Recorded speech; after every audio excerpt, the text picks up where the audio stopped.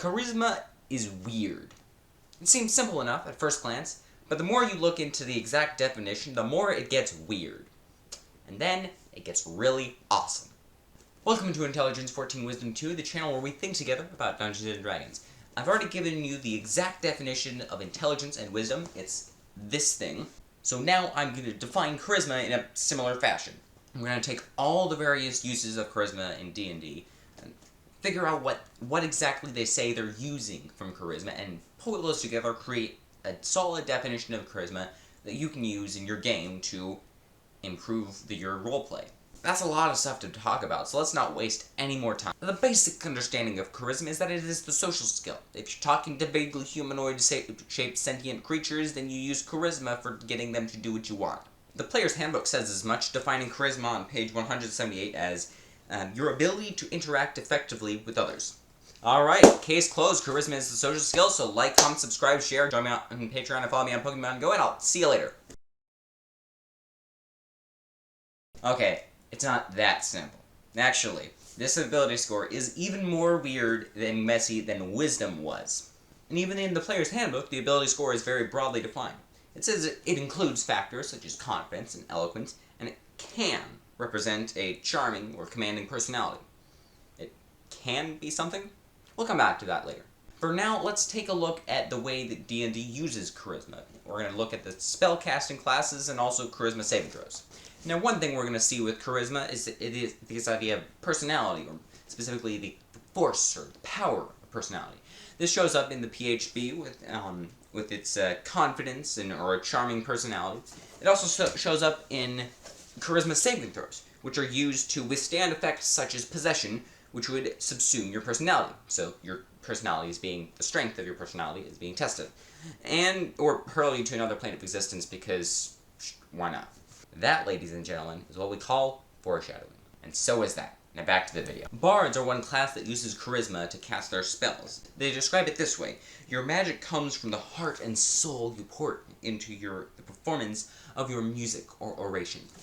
So, kind of the force or power of personality, but it's more like your emotions are strong and you express them so clearly, so a bit of that eloquence in there. We also have paladins who are charisma casters. Charisma is their spellcasting ability because their power derives from the strength of their convictions. Now this might sound like one of the elements of wisdom we talked about in the previous video. It's because it is. Conviction is a wisdom thing. So how did it end up in here? Well, it sure wasn't a mistake because I did it twice. The sorcerer, who is also a charisma caster, their magic comes from their ability to project their will on the world. Project their will onto the world. Overpower the world with their will. Will power.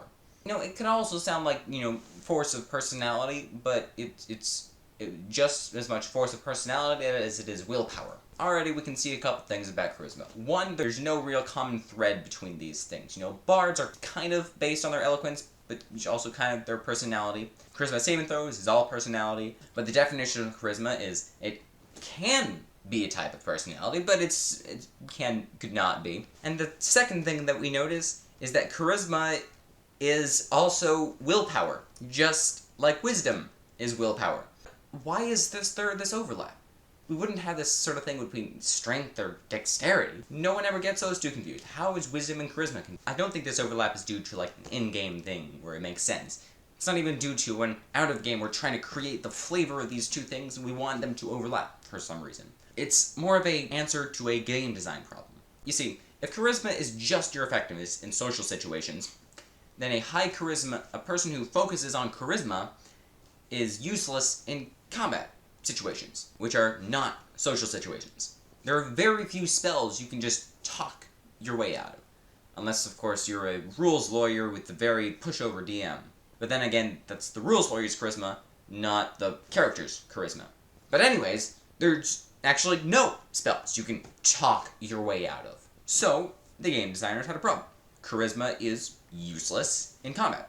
And they decided they wanted to give it some use. So they made charisma saves and gave some spells charisma saves instead of what they would be wisdom saves.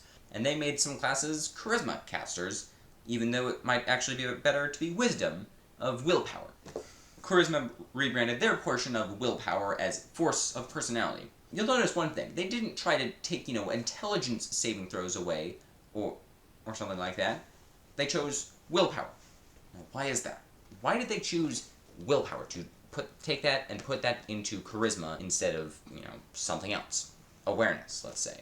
And here we're getting at the secret sauce of charisma. The awesomeness. The pure, unbridled awesomeness that is charisma. Let's go back to the PHP definition. It says that charisma measures, or is, your ability to interact effectively with others.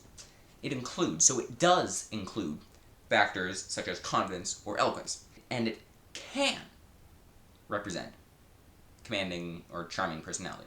This is odd, because strength is clear-cut.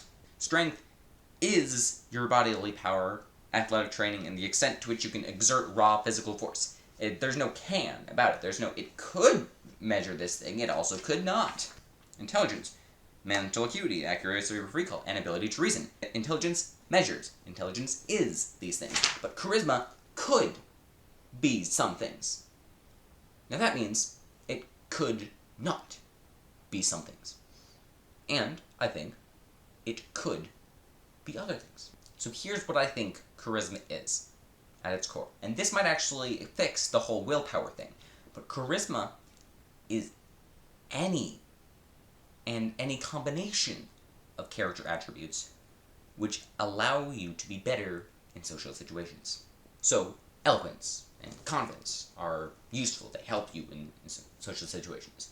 If you're charming, if there's something irresistible, you can't help but liking you, then that helps you in social situations. But things like attractiveness, respect, empathy, love, knowledge of and adherence to manners and taboos, these are all things that can help you do better in social situations, so they are all charisma. You can mash multiple personality traits together to create your character's own personal brand of charisma. The military leader that instantly commands respect from anyone he crosses paths with is very charismatic. The young, naive girl that no one wants to hurt, be it physically or emotionally, is also a high charisma character. But they're very different types of charisma, but it still has the same effect. This is the awesomeness of charisma. This is what makes it awesome. It is customizable.